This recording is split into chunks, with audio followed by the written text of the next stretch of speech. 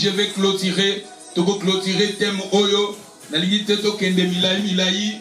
Ba thème moko ya milai. Mais nous allons toko komisango mukuse. Nentolobi ces derniers temps. Na histoire ya Joseph, Benjamin. Ils ont na bandeko ya Joseph. Tolobi qu'ils ont la révélation ebele onzambe. Après ça qui biso. Yango toza ko développer yango petit à petit. Et les dimanches qui viennent, tokozonga kaka na même thème, il y a Joseph, Benjamin bandeko na ye, mais tokotala yango na angle mususu, tokopesa yango thème mususu, pe tokonzamba ko tokolobela biso yango différemment. C'est ça l'iloma na nzambe za riche. Nzambe azopesa biso quelques pensées et na pensée wana yango toza ko kabola yango tozaka na histoire ya Joseph, le londe tozali ko silisa na thème otolobi ke Joseph a reconnu ses frères. Tozana matière na biso tozali ko parler toza koloba Joseph a reconnu ses frères. Aujourd'hui c'est les quatrième série où il y a même thème ka toza ko kende nango Joseph a reconnu ses frères. Boyebi ke tozalaki na kati na livre ya Genèse chapitre 42 na verset 8 et sikande balobi Joseph reconnu ses frères. Joseph a yeba ki bandeko na ye, il a reconnu ses frères. Toloba ki bandeko ya Joseph, na miso ya Joseph, bazala ki ba ennemi ya Joseph, po bangonde ba teka ki Joseph, tolobi bandeko ya Joseph, bazala ki ba ennemi o ba teka ki, balinga kutu ko boma Joseph, mais plus tard bazwa ki décision ya koteka ye. Tuna langage, wana ezali langage normal otolobi le logos liloba mais na rema otozobi misanakati tolobaki que Joseph a reconnu ses ennemis. Tolobaki c'est très important yakoyeba ba ennemi na yo, yakoyeba ba ennemi na yo parce que soki to yebi ba ennemi na biso, soki to yebi tolobaki Joseph a reconnu ses ennemis. Na langage nous tolobi que Joseph a reconnu ses erreurs, Joseph a reconnu ses défauts, Joseph a reconnu ses faiblesses. C'est très important dans la vie chrétienne parce que là-bas nous voyons quand Joseph a commencé à contrôler, à diriger, à commander dans l'Égypte. Azaki na règne na ye, ou azaki ko régner, ou azaki ko gouverner, et c'est alors Joseph a reconnu ses frères. Nous aussi en Jésus-Christ, nous sommes appelés à régner, nous sommes appelés à diriger. Et quand nous dirigeons, quand nous régnons en Christ, c'est très important de reconnaître tes ennemis. Ce que vous ennemi na yo, okoye bandengeni na ko vivre na bango. Ce que vous ennemi na yo, okoye bandengeni na ko contrôler bango. Et Joseph a yeba ki ba ennemi na ye, yango wana Joseph ayeba ki ko dominer sur bango. Yeba ba ennemi na yo. Et tant que malaki ko ba ennemi, tozo ko ba ennemi physique était. Nous ne parlons pas des ennemis physiques, mais nous parlons des ennemis spirituels. Parce que je vous ai dit qu'il y a trois sortes d'ennemis. Premièrement, je vous ai parlé, je vous ai dit aussi, notre corps physique, notre corps charnel, Eza ennemi na biso. Apôtre Paul azoloba na Romain, je vous ai donné passage na Romain, oyo Paul azoloba makambo malamu na yebi yango, mais naza na pouvoir te ya kosala yango. Naza na pouvoir te na yebi mapena malamu. Mais je suis incapable de faire makambo malamu. C'est-à-dire que tozomona nzoto ne moko ezalaki ennemi na ye. Tolobi na Galates chapitre 5, si vous lisez Galates 5 verset 19, vous parlez nabiso les œuvres de la chair, vous parlez l'impudicité, l'impureté, débauche, tout ça, ce sont nos ennemis. Eza nabiso, mais eza ko combattre contre nous, parce que la Bible nous dit marchez sur l'esprit, vous n'accomplirez pas les désirs de la chair. Babi, ceux qui sont en Jésus, dans Galates chapitre, si vous lisez Galates chapitre 5, si vous lisez dans les versets 22, 23, 24, la Bible nous dit, ceux qui sont en Jésus ont crucifié la chair avec ses désirs. Dans Jésus-Christ, ont crucifié la chair. Parce que chair, pas posa nango, pas désir nango, yango desa ko combattre contre nous. Tout ça ko crucifier yango. C'est-à-dire le premier ennemi, notre premier ennemi, c'est notre chair.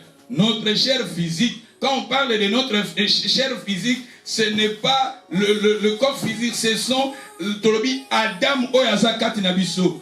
l'héritage auto-hérité na Adam, la rébellion auto-héritée na Adam, l'homme pécheresse qui est à nous, l'ancien homme, vieil homme qui est à nous. Il y a des acolytés, entre nous. Au moins que quand, comme dans les Seigneurs, au comme koyoka, comme divisé, baposa mususu pezoya, baposa mususu ezoya, et Saint-Esprit pas zolo banayo kosala te.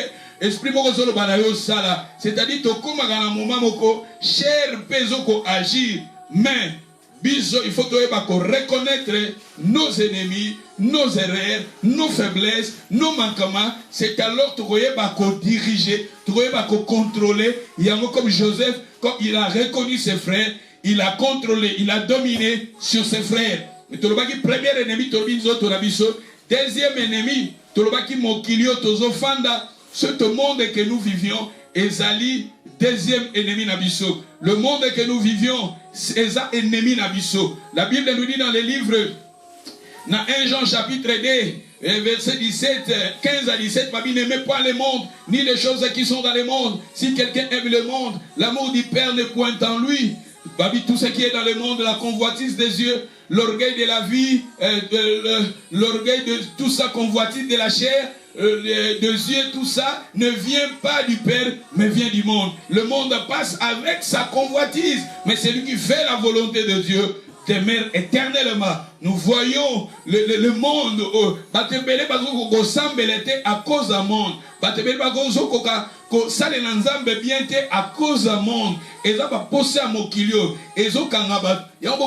Jésus, Satan, fou kamelangai, nakopesa yo royaume oyo, pe gloire rango. C'est-à-dire, batebele, bazo kokakoya panzambete, ou bien batebele, bazo sambela malamute, parce que mokili oyo, ezo kangabango, yango tolobike, mokili oyo, ezape parmi nos ennemis. Et le troisième ennemi, je vous ai dit que le troisième ennemi, c'est le diable, Satan avec ses anges et avec ses serviteurs. Satan Zali, Satan il est juste parce que la Bible nous parle de Satan. Les démons, Baza, il existe.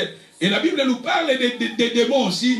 Et Satan avec ses gens, ils sont là aussi. Baza, ba ennemi nabisodou. Il y a ontologie que quand nous dominons, quand nous dirigeons, c'est alors Tokoye, la Bible nous dit, Joseph a reconnu ses ennemis, Joseph a reconnu ses faiblesses, Joseph a reconnu ses défauts, Joseph a reconnu ses erreurs. C'est très important dans la vie chrétienne. Oyeba kakoyeba benemino ezanan la vie chrétienne. Oyeba kape faiblesse no ezawab, oyeba kape erreur no ezawab, ba faiblesse na yo, ba manquement no ezawab. C'est alors okoyeba ko diriger, ko commander. Voilà nyonso déjà na lobela kibiso. Et je vous ai donné des passages bibliques. Nakisu koloba, nakisu kotali salisusu, ba ennemi na biso na angle mususu, ezaka toujours ezako bimakaka na kati ya la chair, otolobi biso la chair nzoto amutu, ezape ko bimakaka na monde, pe ezako bimakaka ndenge tolobi na diable bien Satan. Toaki ko kabole yango na 3 points lisusu. Tolobi nos ennemis. Premièrement, tozo kotala na ba ennemi na biso tozo komona sexe. Quand on parler na sexe, sexe ce n'est pas mauvais. Le sexe est dans le plan de Dieu, mais en dehors du mariage, sexe en dehors du mariage est comme imabe. En dehors il y a mariage, sexe en dehors il y a mariage, en dehors il y a volonté en Zambé et comme imabe et Satan. Et ça aussi est classé parmi nos ennemis parce que tozo mona même nous les hommes de Dieu, à travers le sexe, sexe c'est ça, basali na nzambe o baza appelé, même na kati na Bible, batebele à cause de sexe, bakwaya ki bakabwana ki na nzambe même na kati na Bible. Oui, histoire à David. David il était loin de l'Éternel roi, mais tant où abimi na la femme ya Uri et créé qui va problème na vie à David. Tout le monde a Salomon paie à cause de sexe et plus tard Salomon bolingo azaki na mona nzambe ezalaki lisusuté. Tout le monde a sexe même na kati ya apôtre. Et dans le passage si j'aurais dit temps, je vais même na ta apôtre, il y avait d'autres apôtres oyo bazalaki bakosala l'ensemble mais okomona sexe bandaki toujours komenancer bango. D'où c'est très important en tant que moi en Nzambe, il faut toyeba ko contrôler, toyeba nos ennemis, yango de kayeba ko aider biso, to contrôler nos vies, to diriger nos vies, to contrôler nos ennemis, to dominer sur nos ennemis. Tolobi que premièrement tolobaki sexe na kati ya sexe tozo komona impudicité. Tolobi awa ezape na trois ennemis. On a zolobela na angle pe mususu. Na trois ennemis tolobi awa sexe. O tozo mona impudicité na kati. Na kati ya sexe, sexe ce n'est pas mauvais, l'impudicité c'est mauvais. L'impudicité ezobima na kati ya sexe mais eza mauvais. Yango peso kwa isa basani na Nzambe. Deuxièmement tolobi mbongo. Mbongo eza mabete mais l'amour de l'argent est mauvais. Et troisième tolobi orgueil. Nyonso wana pe ça détruit souvent nous les hommes de Dieu, ça détruit souvent l'église de Jésus. C'est ça les ennemis. Oh togoye kola lelo, plus tard ne togoye kola, il faut te dominer. Tous à la maître, et Joseph Azaki maître, Azaki Seigneur, les ennemis de Joseph, le frère de Joseph, appelé Joseph maître. Maître veut dire plutôt Seigneur, veut dire maître. Ce qui tokei, tokena nous la première, les tolobi. Na première ennemi a tozo ekola otolobi na sexe, otozo bimisa impudicité. Tolobi sexe ce n'est pas mauvais, mais sexe est en dehors, il y a volonté Nzambe ne comme mauvais. Mais ceux qui moi sina mobali babalani na bango et ça sexe c'est eza plaisir on Nzambache et pas une moto selon sa volonté. Mais ceux qui sexe est commis en dehors il y a mariage, ce n'est pas biblique, c'est mauvais. Et sexe na kata sexe batebele sata pas ko zobe étoile ya bato batebele ba destiné na bango eza ko bunga eza ko beba à cause ya sexe parce que si sexe est dans la volonté de Dieu, il faut voyer que Satan il détruit beaucoup de gens à travers le sexe.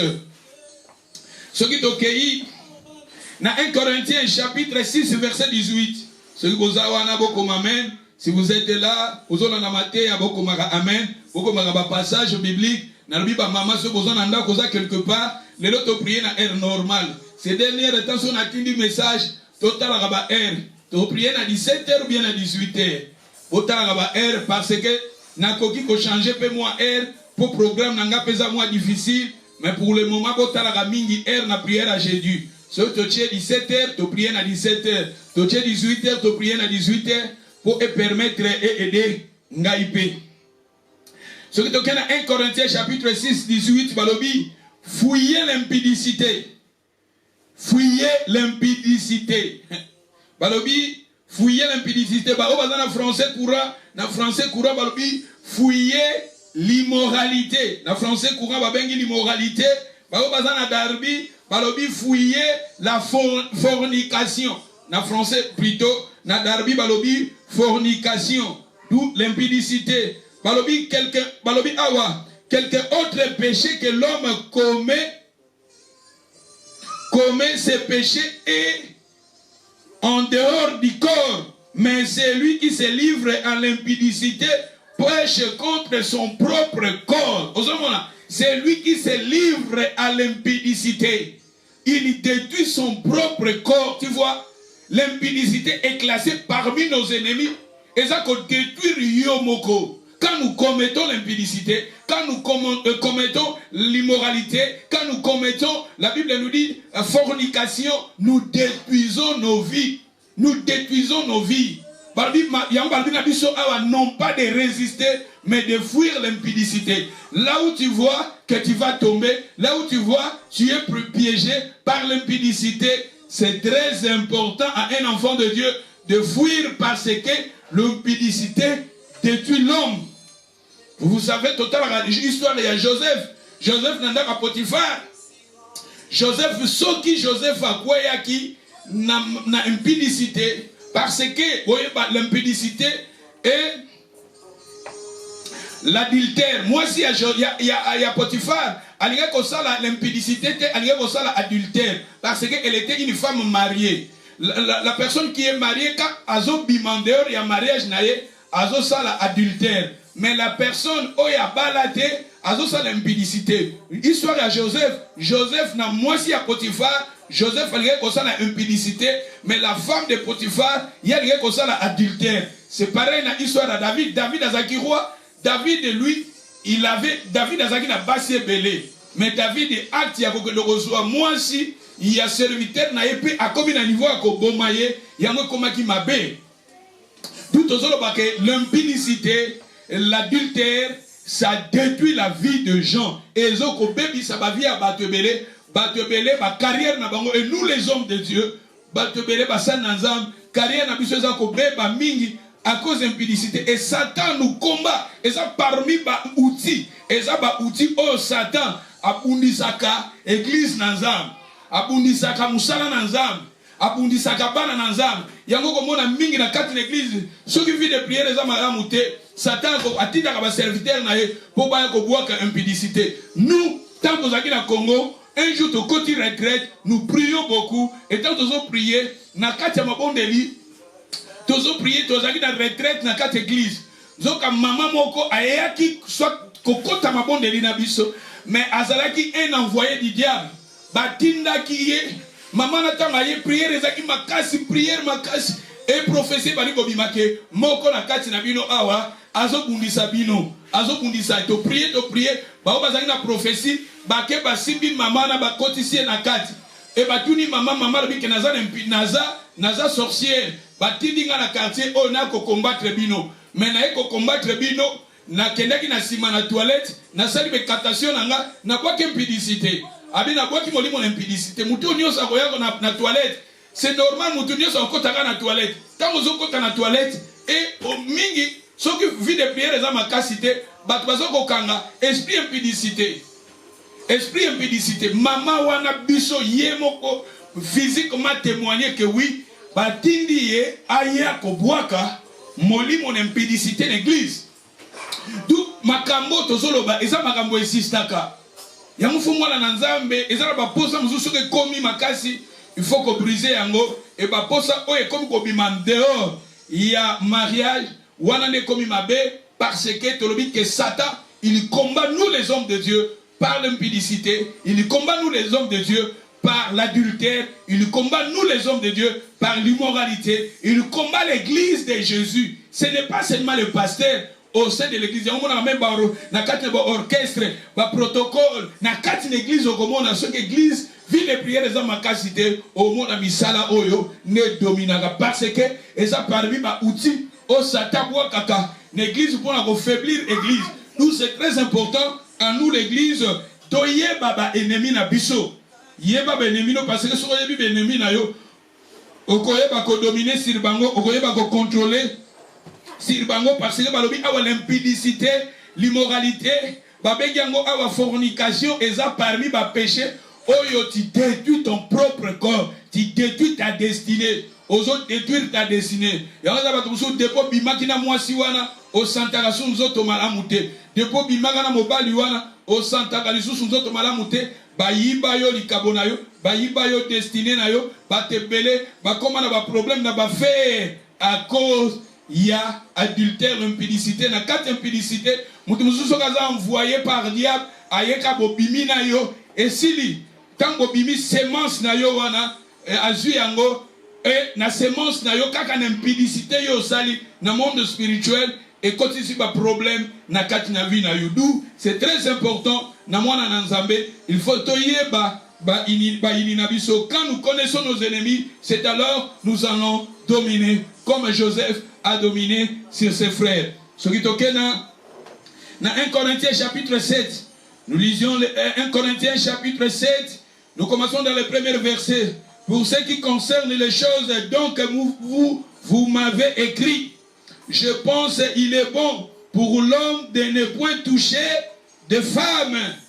Toutefois, pour éviter l'impudicité, que chacun ait sa femme et que chaque femme ait son mari pour éviter l'impudicité, parce que l'impudicité est classée parmi les outils. Au Satan combataka, l'église a combataka, nous les hommes de Dieu a combataka, Bananzamba combataka, Moussala Nanzambe, à côté de cette impudicité, soit au monde Bananzamba Zobon de la mine. À côté d'impudicité, à côté de ma chère Mokon, c'est très important. tolataka bien. Tant que vous l'église, maman lata bien, papa lata bien, kolata te, bateni moko, ou les autres la scandale parce que vous savez, la femme de Iri, tant que bandaki ko sukula et David azotambo la promener quand David promenait et il avait vu la femme quelque part à mon avis moi c'est azo sukula et moi si ko soka ko sukula na babilamba na ye et il ko pesa David makanisi mabete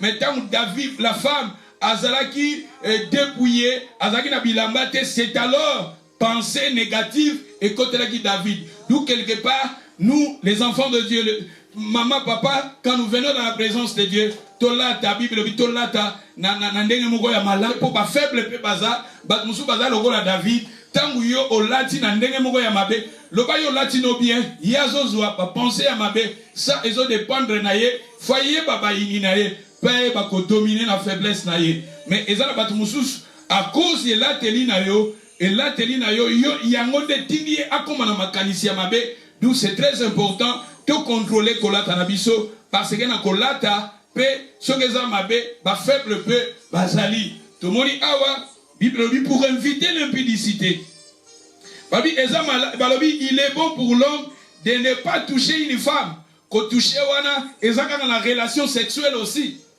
de toucher parce que ko toucher wana ezo créer ba makambo belé spirituel et que ça la blocage na prière na yo et que ça la blocage na ba bénédiction na yo et que ça la blocage na ba makambo belé na monde spirituel yango balobi il n'est pas bon à l'homme de ne pas toucher une femme toutefois pour nader balobi pour éviter l'impudicité que chaque femme montonio ça dans la moitié na et la femme azana mobali na yo na verset 3 balobi que le mari rend à sa femme ce qu'il lui doit et que la femme agisse de même envers son mari. Et la femme n'a pas l'autorité sur son propre corps, mais c'est le mari. La femme a l'autorité sur son propre corps. La personne qui est mariée, quand vous êtes avec ta femme, ton mari, c'est très important. Vous parler dans la relation sexuelle, il faut être prudent. La verset 4, la femme n'a pas l'autorité sur son propre corps, mais c'est le mari. C'est le mari. La femme n'a pas l'autorité sur son propre corps, mais c'est le mari. Et pareillement, le mari n'a pas l'autorité sur son propre corps, mais c'est la femme. Dans verset 5, ne vous privez point l'un de l'autre. Si c'est d'un commun accord pour un temps afin de vaguer dans la prière, puis retourner ensemble, de peur que Satan ne vous tente. Satan, l'impudicité, est parmi les outils, est un instrument au Satan à combattre les hommes de Dieu, à combattre l'église de Jésus. L'église est faible à cause de l'impudicité, à cause de parmi les péchés qui est détruire, et qui détruire Katinayo.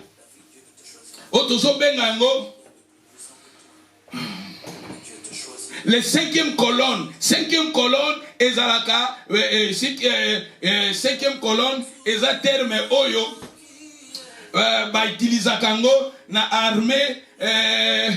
armée bitumbelaka quelque part si mémoire rangeza fraîche et général oya na Madrid si na Madrid général oya gagné ki bitumba et alobi ke batuni secret balobi o gagné bitumba ndenge nini général alobi oh na gagné bitumba parce que na divisaki armée nanga bato nanga na quatre groupes.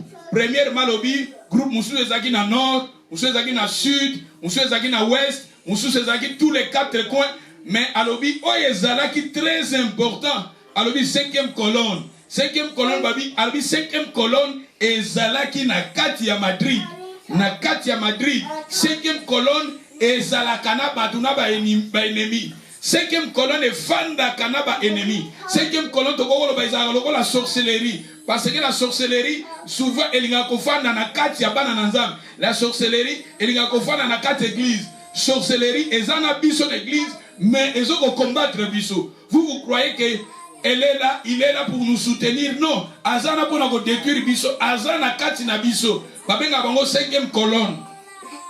Cinquième colonne, azana yo, mais yozo mona ya lingio malingio te. yozo confie na ye mais aza wana pona kopesa information. Yango général wana lui na longa ki bitumba parce que nazalaki na 5e colonne. 5e colonne efandaka na bato, efandaka na bayini. Na 5e colonne komona ba médecin, peuple, ba docteur, ba tapusu, ba commerçant, ba 5e colonne ezalaka na kati ya bato. Eza na kati ya bato. Ezo fanda na bato. Ça yango komona 5e colonne pour Satan a combattre biso, moga monaka pour combattre biso na musika, azolonga biso te, asalaka nini? Adindi bajana ye. Bajane ba ye na biso, bazo fanda na biso, bazo sambela na biso. Mais bazo ana pona ko détruire biso. 5e colonne. Yo kasi azana yo maza pona ko détruire yo. Ndenge tolobaka na kati ya madesu, nyama we détruira ka lidesu, ezalaka na kati ya lidesu. Nyama wana eza mezo détruire. C'est-à-dire 5e colonne, Satan abundisaka biso, azana biso, il nous combat. Na kati. Aso son information pour pas détruire biso. Batona bazana bandenge belé. Moi je me souviens tant que zaki na Congo, tozo sali lanzam. Au moins to sali programme. Et zaki na un frère, ou zaki na sorcellerie depuis tant que zaki na âge à 5 ans, qu'on connaît pas ça sorcellerie. Mes frères wana azalaka kola dans l'église, ko fa dans l'église. Ti lelo frère wana azala musala azaka ko sali lanzam ti lelo. L'église na biso babengana ye parce que aboyaki ne kotika sorcellerie aliki ko combiner la sorcellerie avec musala nanzam. Ti balobi ko zona place awate parce que tant azaki na église azaka ko sala ba dégâts belé. Frère ande ko sala ba dégâts belé na kati église. Balobi na tika be kotika te. Mais makamuni na bande ko solo ko mona tant to ko bondela to e bon to za l'évangélisation lobby. Les autres étaient au na to prier, tant que prier, na butu, to la boye, yé pas la mouki, a sali makambunaye, a fouli biso. 5 heures, il fallait que ça la prière, côté à 5 heures du matin, to koki côté à 5 heures te. Au moins, la pongi mogo ya makasi, tout ça, boleki, mais au ça qui programme, boya bola dans l'église, pour na 5 heures, bobanda côté ya, bobima bobanda évangélisation à tongo, ti, boya kokuta na peut-être susu na ba 10 heures bobimi boke maison par maison. Mes frères wana azana biso ye azanga kata zawana mais azawana pona ko détruire. Tozomona ya tolobi ke il faut toyer ba nos ennemis, tolobi awa impudicité eza parmi ba outils, eza ba instrument au Satan abundisaka bana nanzambe basali nanzambe pour na affaiblir l'église, affaiblir bana nanzambe d'où c'est très important. Ce que tu as vu, ennemi na biso, tu croyais pas contrôler bango. Au moment balobi awa, parce qu'on parlait dans 5 balobi awa et le kokaka iko kabola couple et sa prière. Prière nem te ko kabola couple. Couple prière comme te ko kabola bino à part prière balobi bozana ensemble pour Satan à mes cabinotes parce que l'impudicité, l'adultère et ça parmi ba outil au Satan a détruit la église. Ba couple peut belé bazo kufa à cause il y a impudicité na adultère. Satan zo combattre ba couple belé ba te belé pe bazo kufa avant. Yango maman papa couple ba o baza marié faut te contrôler ba relation na biso parce que eza parmi ba outil au Satan bundisaka pe couple pour détruire couple to kanga ba porte pour na kopesa moini avantage était balobi na biso nous n'a pas ce passage sur le okiti kuna na se omoni baza ko parler sur yango nous eza très important yakoyeba celui qui dans 1 Corinthiens chapitre 9 to dans 1 Corinthiens chapitre 9 1 Corinthiens chapitre 9 na verset 1 ne suis-je pas libre? Ne suis-je pas apôtre? N'ai-je pas vu Jésus, notre Seigneur? Aujourd'hui, apôtre Paul a parlé syrié. Ce qui est libre, ce qui est pas apôtre, ce qui est pas à mon avis Jésus, parce que apôtre Paul, lui aussi, il a vu Jésus. Il n'y a pas mon avis Jésus. Mais ce qui est dans verset 5 alobi, n'avons-nous pas le droit de mener avec nous une sœur qui soit notre femme N'avons-nous pas droit d'amener une sœur c'est-à-dire à Tozomona misala oyo et bandaka depuis kala ba misala oyo banda depuis kala apôtre Paul azoloba biso pe ngape nazana droit ya kosala lokola ba apôtre mususu parce que lobi yango comme font les autres apôtres abi est-ce que ngana nazana droit ya kokende azam missionnaire azotambola vous pensez que mais elle a accompagné avec une sœur, mais cette sœur-là, c'est sa femme. Bazo vivre en impudicité, ou bien bazo vivre en impudicité. Makambango déjà pendant depuis kala. Yango Paul Azoloba, n'avons-nous pas le droit d'amener avec nous une sœur qui soit notre femme, comme font les apôtres, comme font les autres apôtres et les frères du Seigneur. Mais awa balobi, ce qui t'otangi ango tokomona va utiliser femme. Quand la Bible parle de femme, une sœur qui soit notre femme. Voilà, ton article a un point d'interrogation. Tobi que makambo déjà banda depuis Kaladou, c'est très important yakoye baba ininabiso parce que Satan il combat l'église à travers l'impudicité, il combat les enfants de Dieu à travers l'impudicité. Fouiller l'impudicité, Bible dit fouiller l'impudicité, parce que la personne qui commet l'impudicité, il détruit son propre corps. Donc, deuxième ennemi, deuxième ennemi, mbongo. Mbongo est bien, mais l'amour de l'argent, c'est mauvais. Avoir l'argent, c'est très important dans mbongo. Nous avons besoin de l'argent, mais amour de l'argent, ils appellent makambo yamabe, parce que mbongo peut être classé parmi nos ennemis. Ce qui totangi na Bible na 1 Timothée chapitre 6 10. 1 Timothée chapitre 6, na verset 10 balobi, car l'amour de l'argent c'est une racine de tous les maux. Quelques-uns en étant possédés se sont égarés loin de la foi, se sont jetés eux-mêmes dans les biens et des tourments. Babi l'amour de l'argent, eza racine ya makambo nyonso ya mabe, bolingo ya mbongo. Racine ya makambo nyonso ya mabe. Monde biso pe tosale la Nzambe boy. Tozana besoin mbongo ba makambo belé, yango mosali na Nzambe ndeti ngaboye. Na sala ka parce que ko sala ça nous aide, ezo aider ngai na sala la Nzambe ezo aider nga na ba besoin na nga ezo aider pe na za pe premier partenaire l'église. Ezo ba passer mususu avantage ya musali na Nzambe oyo azosala te na oyo azosala te a mipesi 24 heures l'église musali na Nzambe wana yango komona mingi ba organizaka bazosala ba séance belé ba 45 jours ya jeûne ba 100 jours ya jeûne ba 75 jours ya jeûne parce que pasteur asala raté azana temps wana soka la muki kaka musala na ikeza musala na Nzambe 24 hours amipesi na makambo na Nzambe amipesi 24 hours na makambo na Nzambe mais ndeti biso boy wana omona peut-être ministère eza ya kofanda azana parce que église quand église eza munene c'est-à-dire peut ba partenaire bato ba kosunga église bazape pasteur c'est très important peut-être amimoni emploi du temps naye amipesi na musala na Nzambe 24 hours zape mabete omona peut-être azana ba partenaire na yo chaque mois basunga kaye mais ndeti biso botozo travailler na ba terrain oyo eza ba terrain moko eza vraiment fertilité otozo lukato balusa babele to tia ba fumier semence bota c'est très important na sala parce que au sala ça va m'aider ya ko futa ba facture nanga ya ko futa ba besoin nanga pona na ba besoin na zape na famille. Donc c'est très important dans nos sala et que aider l'église to futa ba paiement à salle et que aider na ba makamba besoin ya église. Église est a besoin de son beloko tout ça to sangisi mbongo ngai mo pe na za partenaire to zo somba e musala nza bezo ke. Tout avantage nanga eza na kozala nazo sala musala nanga zo pesa na mbongo.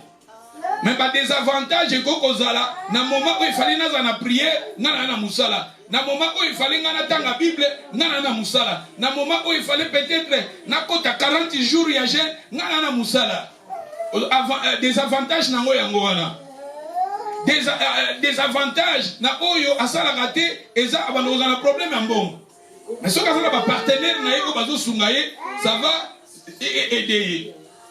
D'où c'est très important et zo dépendre de kana musala na nzambe na musali na nzambe ndenge zo nzambe bazo kambaya zo peso fardeau batu musu ba mipesi na bango temps plein na musala na bango ya nzambe c'est bien parce que kosalela parce que ndeti biso boeza ko préparer mateya ezwakata vie de prière musali na nzambe faut na vie de prière permanent faut bondela permanent un musali na nzambe faut bondela na tongo faut bondela plus de 2 heures na midi sous faut bondela na pourquoi sous faut bondela il y a chaque jour normalement il faut passer par jour même 6 heures 8 heures du temps devant la présence de Dieu. Il y a chaque jour wana ya prière bongo ya kotanga Bible ya étude personnelle ya ko préparer ba maté ya dou musala na biso nzambe zo senga biso temps ebelé mais il faut qu'on s'appelle sage kotala pe ba terrain ni bozo salela neti biso na ba cardifa terrain tozo sala ezo senga nga mosali na nzambe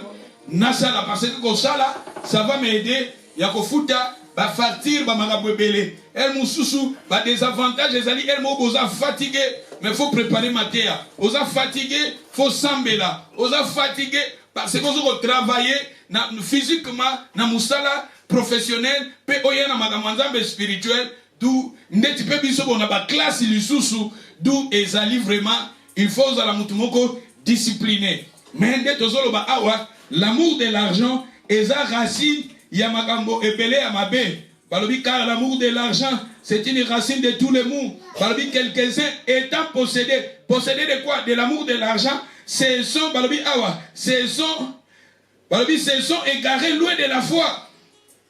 Se sont jetés eux-mêmes dans des biens et des tourments.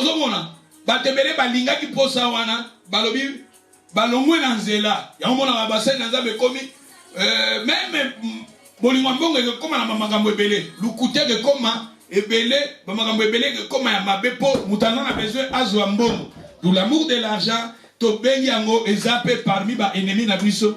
Mwana na nzambe koza na mbongo, okoza na pe mbongo. Bible bito kumisa nzambe na circonstance nyonso. Peto eba ko vivre na circonstance nyonso. Soki yo ozangi mbongo komi obandi ko sentir kanda po ozangi mbongo, obandi ko sentir colère, obandi ko sentir palpitation, tout ça po ozangi mbongo, c'est mauvais. Et comme kana ba moment mususu, nzambe pa ko kolekisa yo mwana na nzambe na période moko zanga mbongo. Soki tokena Matthieu chapitre 6 verset 24 balobi balobi awa ni ne peut servir deux maîtres, car où il haïra l'un et aimera l'autre, il s'attachera à l'un et méprisera l'autre.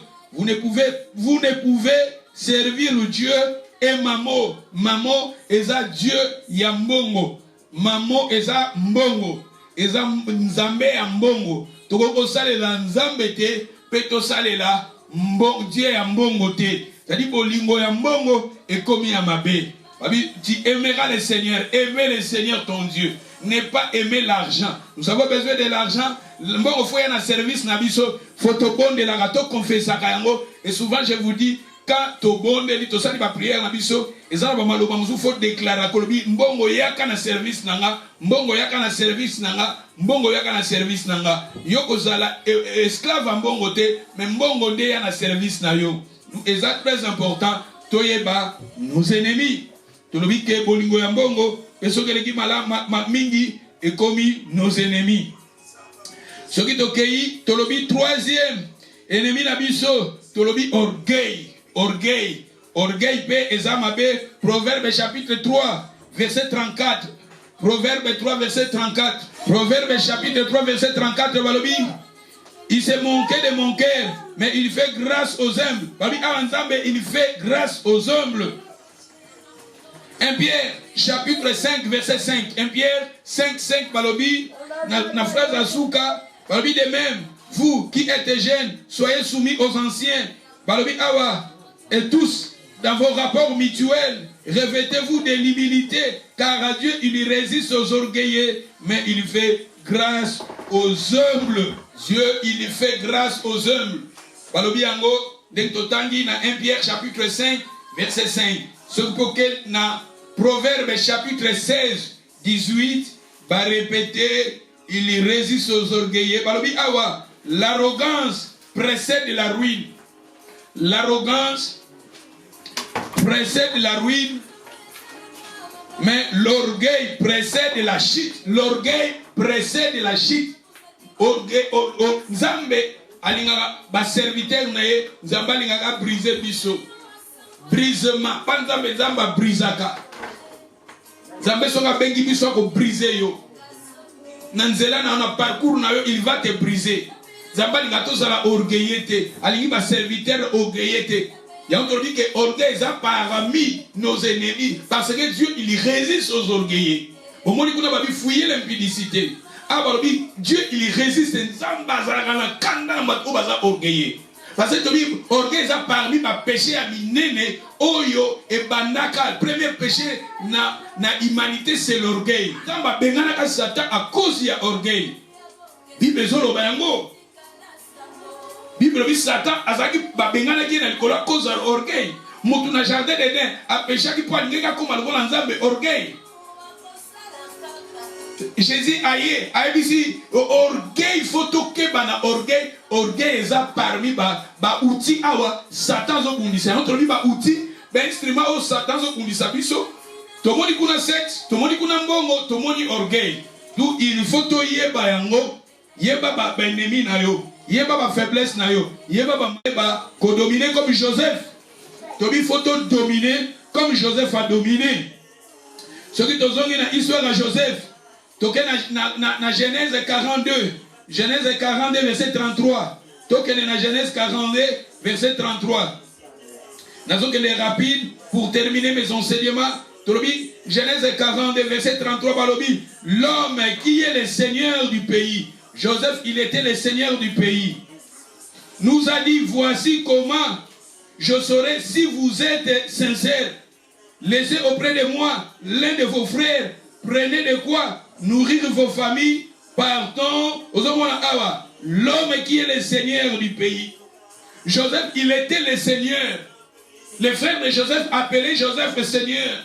C'est-à-dire, dans le langage que le frère de Joseph appelait Joseph maître. Parce que Seigneur veut dire maître. C'est-à-dire que il faut que comme un Seigneur na bango. La faiblesse na yo, faut yo comme un Seigneur na ye. Yo, il faut dominer sur tes faiblesses. Yo, il faut dominer sur tes ennemis. Tolobi ekokozala nzoto, ekokozala impudicité, ekokozala mbongo, ekokozala orgueil. Mais maintenant, il faut toyeba pour identifier nos ennemis. Il faut maintenant nous soyons des maîtres. C'est-à-dire, il y a comme qu'on dirige. Il y a un autre qui est terme autre régner. Jésus a dit si quelqu'un a dit il faut haïr son propre corps, haïr son propre âme. Na hébreu, na grec, régner ton âme. Régner ton âme. Parce que na âme, tu as une volonté, tu as un sentiment, tu as une émotion. Ce qui âme na yo, tant na yo qui pose ça na sa impudicité, pose ça na kosa, et c'est où dans la âme. Tant pour ça, yolobi non. C'est ça. Régner ton âme. Régner ton âme. Et si tu as sentiment, si tu as émotion, et si tu as volonté, et si tu as pensée, tant que tu as non. Tu comme un niveau à non, il y a un régner ton âme. Jésus a dit ce qui m'a dit kolandanga, faut ami boya yemoko. C'est ça. Régner ton âme. Maintenant, on va poser ça, on peut emporter. Après, on peut regretter. On peut la culpabilité. Nzambe limbisanga. Ah, yozo e bako soso la ba ennemi na yote. Nzambe limbise, papa limbise, na kabwani na yue, na salima be, na salima sumwe. Mais avant que comme à niveau là, il faut comprendre nos ennemis et de dominer. Tous à la maître, il y a un ennemi na biso. La Bible nous dit, ah, l'homme qui est le seigneur du pays. Joseph, il était seigneur. Les frères de Joseph appelaient Joseph seigneur, maître. Sur le total, dans Genèse 44. Verset 7, Balobi, ils lui répondirent, pourquoi mon Seigneur parle-t-il de la sorte? Les frères de Joseph, ils ont appelé Joseph Ils lui répondirent, pourquoi mon Seigneur, mon maître? C'est-à-dire le frère de Joseph. Bango papa qui ont dominé avant sur Joseph, mais maintenant ici, ils ont appelé Joseph mon Seigneur, mon maître. Il faut comme un maître et ennemi na yo. Faut comme un maître et faiblesse na yo. Faut comme un maître et erreur na yo. Faut comme un maître, faut comme un maître et makambo yo. Otomoni eza ba faiblesse na biso. Otomoni eza ba ennemi na biso. Biso faut to ba ko dominer, to comme ba maître. Ce qui est dans Genèse 44, dans verset 8, voici, nous n'avons rapporté du pays de Canaan l'argent que vous avez trouvé, tout ça. Ce qui est dans la phrase dans la maison de ton Seigneur.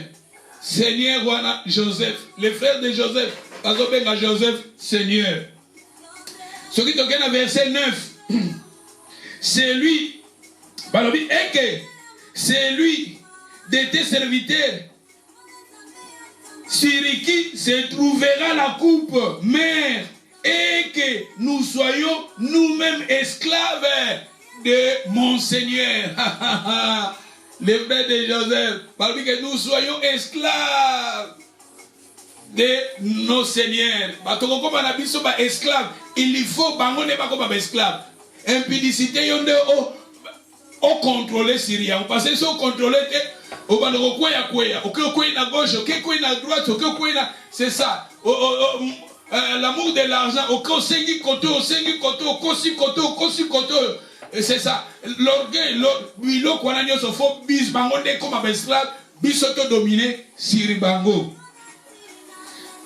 et ce qui toque dans verset 10, dans verset 10, il dit qu'il en soit donc selon vos paroles. Celui sur qui se trouvera la coupe sera mon esclave. Et ce qui toque dans 16, Judas répondit, que dirions-nous à mon Seigneur? Qui dirons-nous à mon Seigneur?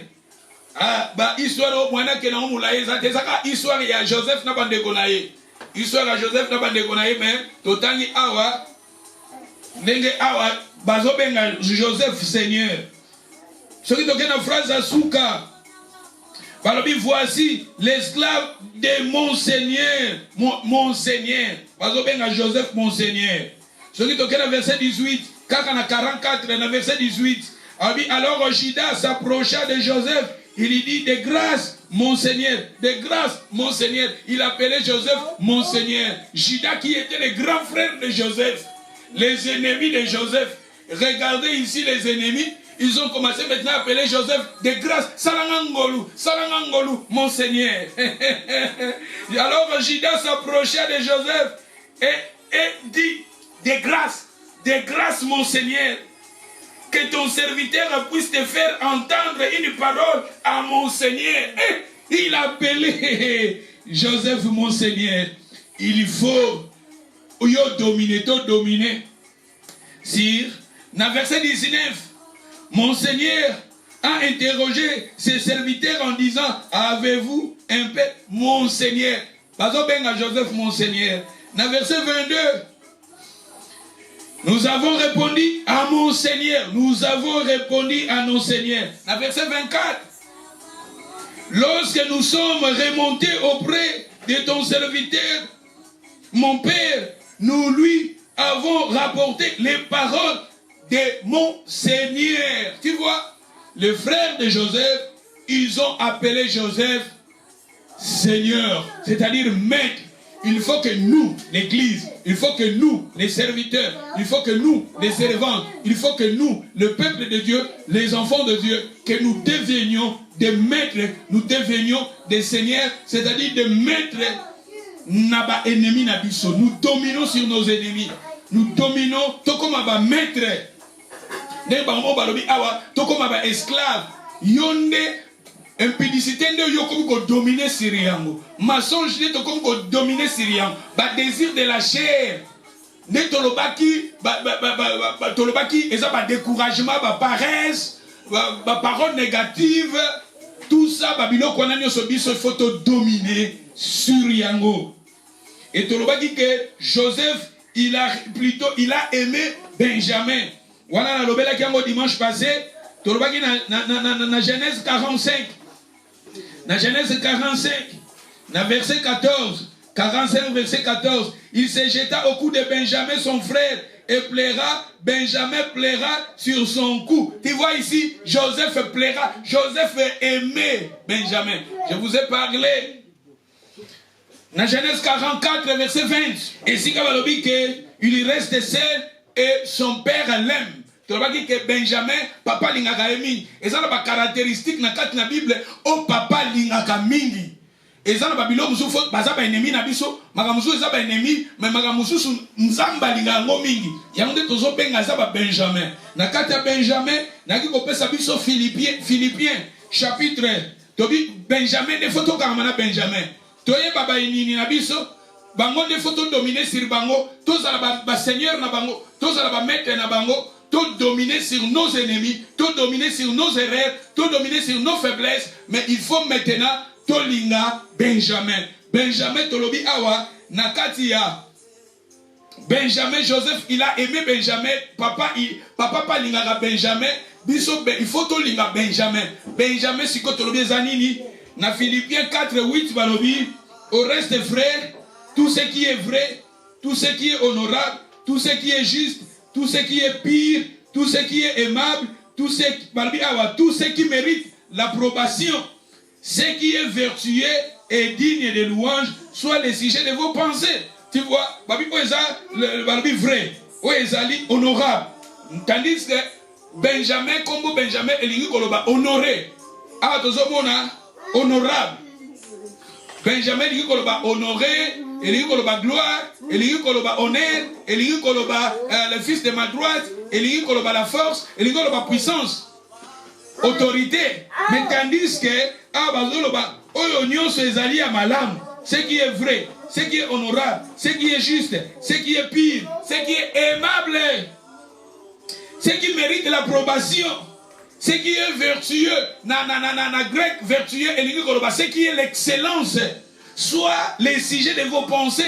Yangonde ezala katina bino yangonde bo souhaiter yangonde bo sala yangonde bo kanisaka. C'est-à-dire Benjamin tozomona awa papa lingi Benjamin et quand nous photo linga Benjamin. Benjamin est parmi les fruits du Saint-Esprit. Galates chapitre 5 verset 22. Bazotanga la biso l'amour, la patience, bonté. Tout ça, bah fruit du Saint-Esprit. C'est ça Benjamin. Faut aimer Benjamin. Aimer Benjamin. Benjamin, c'est l'amour. Si vous lisez 1 Corinthiens 13. 1 Corinthiens 13. Verset 13, Balobi. Maintenant, ces trois choses demeurent en vous. La foi, l'espérance et la charité. Mais la plus grande de ces choses, c'est la charité. C'est ça, Benjamin. Et ça, dans la Bible, l'espérance la foi la prière l'amour, la patience Babylone, il faut tout développer en Katinabiso. Il y a déjà classé parmi Benjamin. C'est ça le message que le Seigneur m'a inspiré pour parler que Joseph a reconnu ses frères. Joseph a reconnu ses frères. Et Joseph a reconnu ses ennemis. Nous aussi, il faut que nous devenions, il faut que nous sachions nos ennemis, connaître nos ennemis, connaître nos erreurs, connaître nos faiblesses. C'est alors tout comme maître, comme Joseph, il a devenir maître. Les ennemis de Joseph appelé Joseph maître, c'est-à-dire Seigneur. Tout comme un Seigneur, tout comme un maître, il y a un poste en zoto, un poste en abysse charnel, tout comme un maître, il y a un kilio tout dominé en haut, tout comme un maître, quand les diables viennent aussi, tout comme un maître, même dans l'orgueil, tout comme un maître. C'est ça le message que le Seigneur m'a mis au cœur pour édifier son peuple. Nous tenons ceci comme ça, il a dit pour la bisognos, dimanche, histoire, mais dans ma camusou. Le banzam est riche, les petites pensées que le Seigneur nous donne, et nous allons maintenant adresser nos prières à travers la révélation du Banzam pour édifier notre foi. Dimanche, nous avons un message, mais nous avons un anglais, peut-être si je ne me trompe pas, ils ont 2 ou bien 3 thèmes. Nous avons une histoire, mais il y a 3 thèmes. C'est ça, nous avons ce bon là, le Banzam. Pesanga makasi yakoyeba ba ennemi nanga, yakoyeba ba faiblesse nanga, ba manquement nanga, pena comme Seigneur, ngane na dominer sur bango, mena linga Benjamin, Benjamin eza la patience, Benjamin eza la vie de prière, Benjamin eza vie à pureté, vie à sainteté, Bible quelque part les autres, c'est que Dieu veut, c'est la sanctification. La sanctification eza makamuzamba lingaka. La sanctification eza makamuzamba lingaka. D'où la sanctification eza kat na biso. Pour yangweza Benjamin, la Bible nous dit, heureux ceux qui ont le cœur pur, car ils verront Dieu. Quand nous sommes maintenant sanctifiés purs, notre monde en zan. Nous tenions ce senga, le ban en zambe, naïba ba ennemi nanga, mena kangama na Benjamin. Togondeli.